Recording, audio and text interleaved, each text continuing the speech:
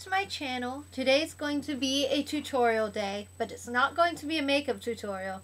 I'm going to be doing a jewelry making tutorial. Believe me, it's going to be super easy. I'm a beginner myself at this, so don't worry about that. Basically, I'm going to show you how to make a necklace, much like the one I have on right now, which is just a simple beaded chain with a pendant. Yeah, there's the pendant. Actually, I'm going to take it off so you can get a little bit closer look. As you can see, mine's fairly short. It's probably about 18 inches long.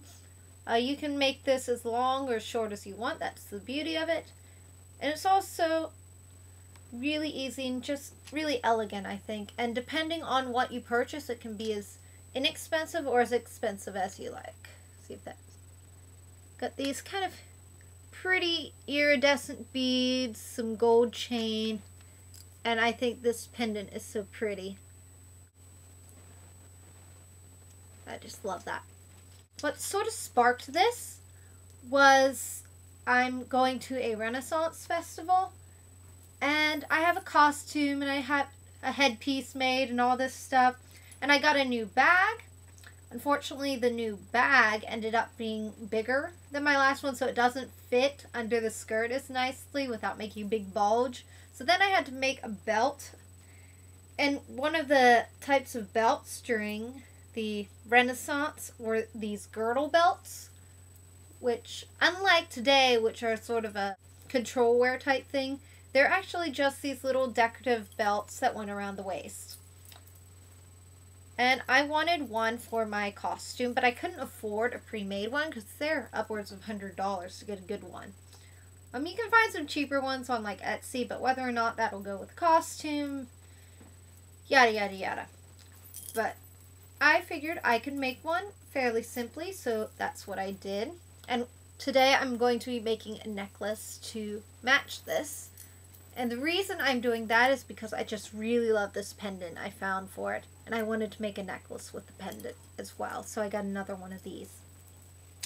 Alright, so for this project, there are some basic materials and basic tools you will need in order to complete it.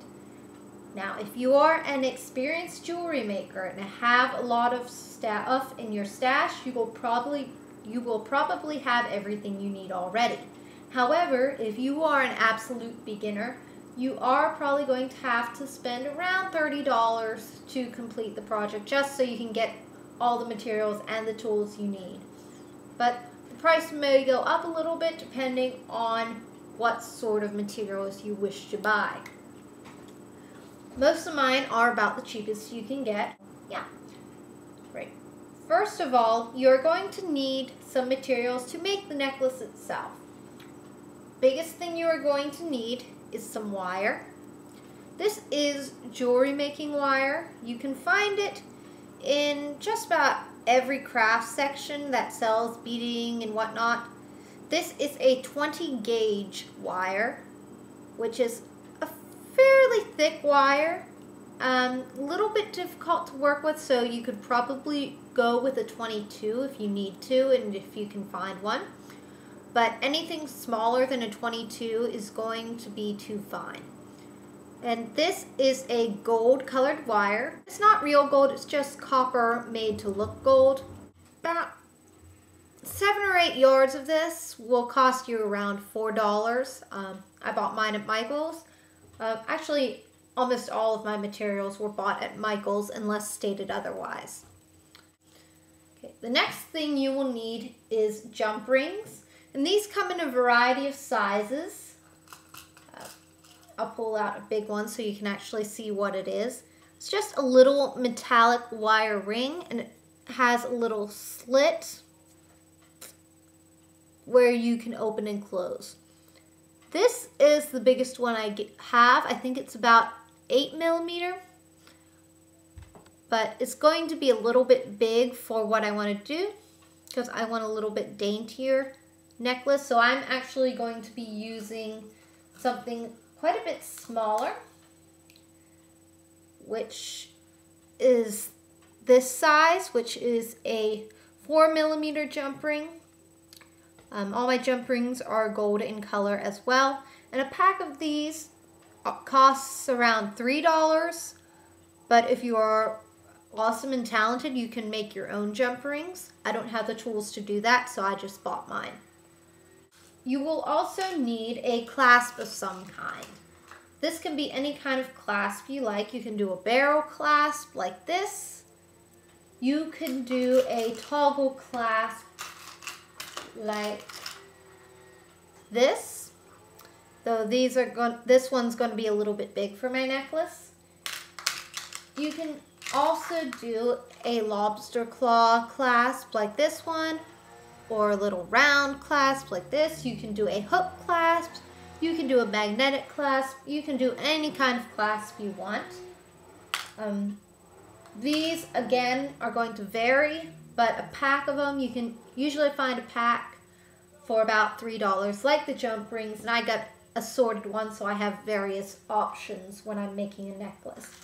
You will also need beads. This is a 6mm pearl-like bead. A string of 40 costs 99 cents at Michael's, so I went with inexpensive, but you can totally do real pearls if you want. If you want something completely different, you can do that as well. And you can go with a bigger bead if you want to do that, if you want a little more weight to your necklace. But just be warned that if you do choose to go for a bigger bead, you are going to need to accommodate that with bigger wire. The last thing you will need is your pendant, of course. Now you can make one of these, you can buy these. Mine was kind of expensive. This was $10 at Michael's, but when I went back to get the second one, I had a 50% off coupon, so I got it for $5. And something you may notice is, if you see this loop here, that's going to need to be accommodated, and obviously one of the little 4mm jump rings aren't going to be able to fit around that. So if you may have to invest in more than one size of jump rings just to accommodate your pendant. So for this one, I'm going to have to use one of my big ones. All right, those are the materials. You will also need some tools. You will need some sort of measuring device. I have a ruler. You can use whatever you like. My neighbor is working in the yard, so I apologize for the noise back there. But just a basic inch ruler. You can use centimeters. You can just, if you wanted to, you could use one half of the toggle as a measurement. Just some sort of uniform measurement so you can cut all your pieces the same size. You will need some wire cutters and round nose pliers. Mine are combined into one tool that I found for $5 at Walmart. It's not the best quality. The wire cutters are starting to dull, so just be warned about that. If you are considering really starting into jewelry making, you may want to invest in a little bit higher quality. However, it is handy because it is a combination. There's also a part you can use for pliers, but I found that's rather inconvenient because most of the time when you're using pliers, you're going to be needing them to hold the wire while you make a loop with a round nose. Round nose pliers are just as the name implies. It's round nosed pliers that are used to form loops in wire. You will also need at least one, preferably two types of pliers. You want something flat so it doesn't mar the metal. See how this has no teeth? But you are going to want something like that, and something needle nose because the loops are going to be a little bit small. So yeah, there's that. I am actually using 2 pairs of hemostats because we have a lot around my house and they work, so I don't have to spend extra money on specific jewelry making pliers. You will also need, of course, a work surface. Be warned, little round beads like this like to roll around a lot, so you'll want some sort of storage system for it. I have a little multi-compartment plastic thing I found at Michael's for $2. I've used a Ziploc bag, but you will want some sort of storage. And then that's nice because it's quicker cleanup if you, say, have to take a break from making your necklace.